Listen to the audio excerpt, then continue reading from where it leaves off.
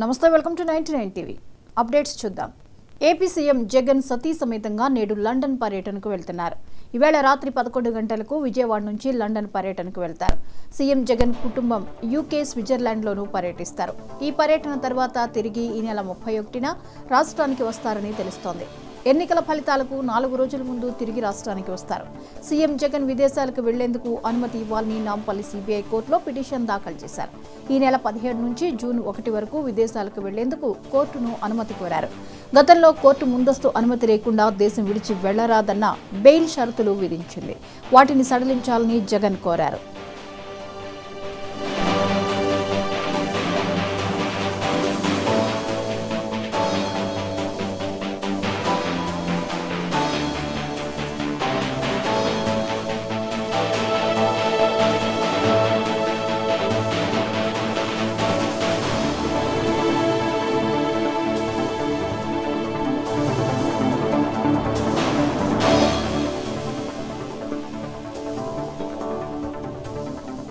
ఈ పర్యటనలో భాగంగా లండన్, ఫ్రాన్స్, స్విట్జర్లాండ్లలో పర్యటించేందుకు అనుమతి ఇవ్వాలని కోర్టును కోరారు. కుటుంబ సభ్యులతో గడిపేందుకు విదేశాలకు వెళుతున్నట్లు చెప్పారు. ఈ పిటిషన్పై కౌంటర్ దాఖలు చేయాలని కోర్టు సిబిఐని ఆదేశించింది. జగన్ విదేశాలకు వెళ్లేందుకు అనుమతి ఇవ్వొద్దని సిబిఐ కోర్టును కోరుతూ కౌంటర్ దాఖలు చేసింది. ఇరువైపులా వాదనలు విన్న కోర్టు ఈ నెల 14కు తీర్పును వాయిదా వేసింది. అయితే కోర్టు జగన్ విదేశాలకు వెళ్లేందుకు గ్రీన్ సిగ్నల్ ఇచ్చింది. అయితే ఫోన్ నంబర్, మెయిల్ ఐడి వివరాలను కోర్టుకు, సిబిఐకి సమర్పించాలని జగన్ను నాంపల్లి కోర్టు ఆదేశించింది. ఈ నెల 13న పోలింగ్ పూర్తయింది. జూన్ 4న ఓట్ల లెక్కింపు ఉంది. ఈ గ్యాప్లో ఆయన విదేశీ పర్యటనకు వెళ్తున్నారు.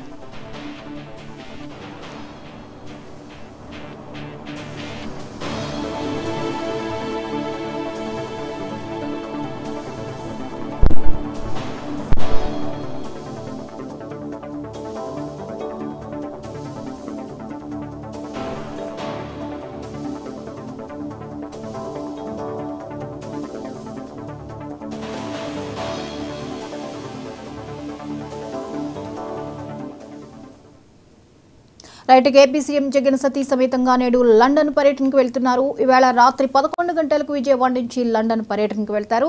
ఇక సీఎం జగన్ కుటుంబం యూకే, స్విట్జర్లాండ్లోనూ పర్యటిస్తారు. ఇక ఈ అంశంపై మరిన్ని వివరాలని మా రీజనల్ కోఆర్డినేటర్ కిరణ్ అందిస్తారు. కిరణ్, చెప్పండి, ఈరోజు జగన్ విదేశీ పర్యటనకు సంబంధించిన అప్డేట్స్ ఏంటి?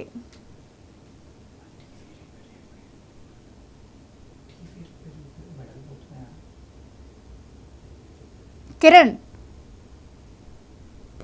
ముఖ్యమంత్రి జగన్మోహన్ రెడ్డి నేడు విదేశాలకు పర్యటనకు వెళ్లేందుకు సిద్ధమవుతున్నారు. ముఖ్యంగా ఇటీవల జగన్మోహన్ రెడ్డి అవినీతి ఆరోపణల కేసుతోటి సిబిఐ న్యాయస్థానం ఎటువంటి అనుమతులు లేకుండా దేశం విడిచి వెళ్ళరాదని చెప్పి స్పష్టమైనటువంటి ఆదేశాలు జారీ చేసిన నేపథ్యంలో ఈరోజు సిబిఐ కోర్టు ప్రత్యేక న్యాయస్థానం ఉత్తర్వుల మేరకు ఈ రోజు నుంచి లండన్ పర్యటనకు దాదాపు 2 వారాల పాటు జగన్మోహన్ రెడ్డి కుటుంబ సమేతంగా వెళ్లేందుకు కోర్టు అనుమతి ఇవ్వడం జరిగింది.